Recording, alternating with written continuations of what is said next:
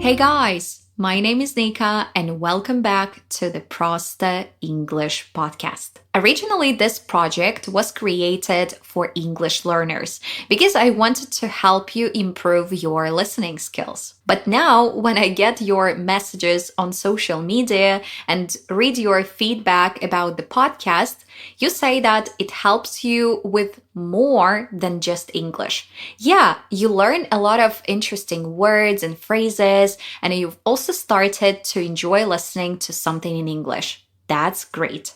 But in addition to that, you always write that these short audios make your day, make you smile, and boost your mood. And you also mentioned that I'm with you in your earphones when you go for a walk or travel home from work.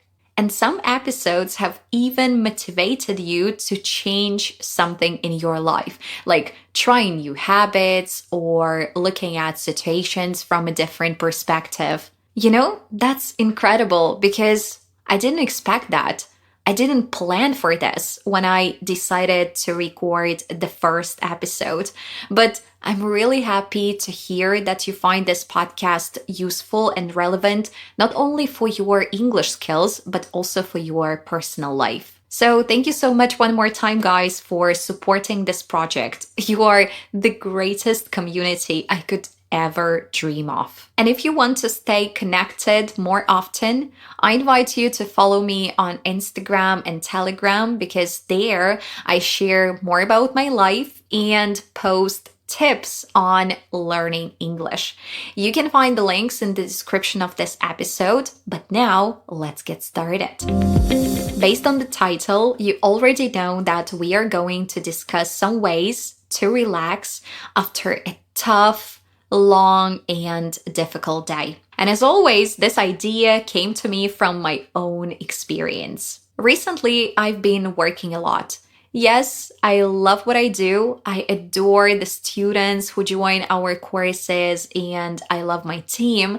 But working with people still requires and still consumes a lot of energy. And sometimes in the evenings, I feel like I don't want to talk to my husband anymore, or I have no energy left to even get up from the couch. And one day I realized that actually there are many people like me, those who have an endless amount of tasks during the day and those who are completely exhausted in the evening. So this episode, guys, will be useful both for me and for you, because today we will come up with a list of ways to relax in the evening so you can feel better and more energetic. Yep, let's dive into it. Point number 1 on my list is digital detox. I don't know how it's for you guys, but I've noticed that after a tiring workday, I can just get on social media and start doom scrolling. Just scrolling through my Instagram feed, for example, without any real purpose. And it feels like I'm relaxing and switching my thoughts from work to something else. But in reality, I end up wasting an hour or even more without even realizing how quickly time flies. And in the end, I feel even more tired. And on top of that, I start blaming myself for wasting time and not doing anything useful. So my personal recommendation to you guys, and to myself too, is the following. If you want to recharge after a difficult day, take your phone to another room, turn off notifications, turn off Wi-Fi, and disconnect from the world, at least for 2 or 3 hours. Point number 2 is to take a shower or a bath. For many years of my life, I didn't have a bath. First of all, when I entered university in Lithuania, I lived in a dormitory and we didn't have a bath. When I moved to Belgium for half a year and then to Denmark to study, I rented a room in an apartment which I shared with other people. And there was a bath, but I didn't want to use it because it was shared by many people. And when Paul and I moved to China for a year, there was also only a shower. And then here in Poland, we had been renting an apartment for 3.5 years before we bought our own, and there was also only a shower. You know, in Poland, it's in general quite common to have only showers in apartments. I'm not sure why, maybe because apartments are often quite small and there is not enough space for a bath. I really have no idea. But long story short, I lived without a bath for more than 11 years. And at some point, I just got used to taking showers and I didn't even miss having a bath. So, for example, after a long and difficult day, I can go to the shower and wash off all my feelings and emotions that I've been carrying around all day. And I usually do not turn on the main light. Instead, I switch on the mirror light and stand under water for about 5 or 10 minutes. And in this calming atmosphere, both my body and my mind can refresh. By the way, I have a really funny story about that. So, when we were choosing our apartment, the apartment that we wanted to buy, we found an apartment with 2 bathrooms.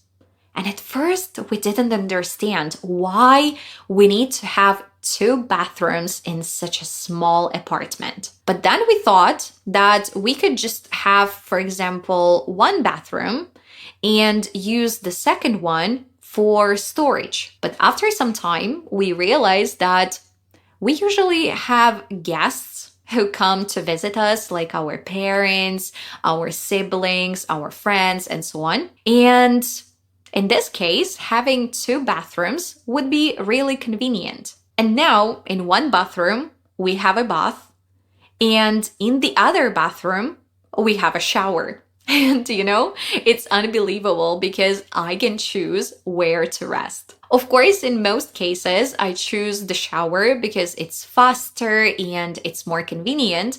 But if, for example, I'm exhausted or I have no energy, I can take a bath. I can't say that I use this option frequently, maybe once every 1 or 2 months. But anyway, when you have a bath and you can take it anytime, it's really pleasant. And when I want to relax in the bath, I again leave my phone in another room and I take either an iPad if I want to watch a movie or a book. And this way I have no access to my phone and I can't enter social media. And when I take a bath, I like to use different relaxing things. For example, bath salts. I don't know whether they have any real effect, but I love the smell. And I can also apply a mask to my face or my hair, scrub my body, and after the bath, I usually apply body cream or body oil. And yeah, usually after such evenings, I feel full of energy and I'm in a great mood. Point number 3 is to do some light exercise. You might say, Nika, again, you're talking about exercising. But yeah, I really believe that it's one of the best ways to recharge. You know, I've experienced this feeling millions of times when I have no energy at all, but somehow I find the power to force myself to do some exercise. And then I feel so happy and so grateful to myself for making that decision. Of course, if we are talking about a tough day, then we may have no energy for an intense workout or calorie burning exercise. In this case, it's better to choose something light, like stretching, yoga, or just a walk. Yeah, if you've been indoors all day, it's always a great idea to go for a walk. You can, for example, invite some family members to join you, or if you live far away from each other, maybe call your best friend while walking in order to catch up, laugh, and get distracted. Or you can simply take your earphones, turn on music or a podcast, and enjoy spending time on your own. It really doesn't matter what you choose. Just go outside to breathe fresh air, look at nature or people, and it will definitely help refresh your mind.